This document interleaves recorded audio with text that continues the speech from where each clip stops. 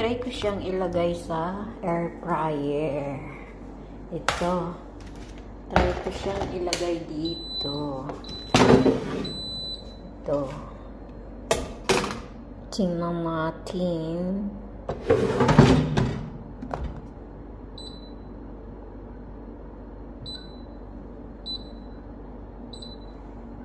Yan.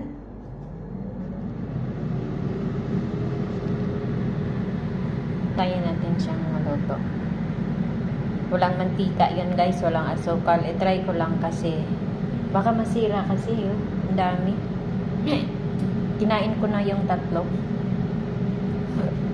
Alhamdulillah. Inom na init tubig. Okay na. So, yun ang breakfast ko. Saging na hilaw. Diba? Sarap. Ang tagal ko nang hindi nakakain yan. 10 taon na.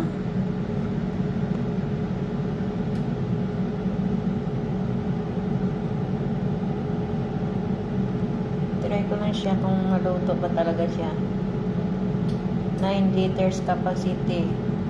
8 cooking modes. LED digital display timer. Kikita mo siya dyan, di ba? So, balikan na lang natin mamaya pag maluto na, di ba?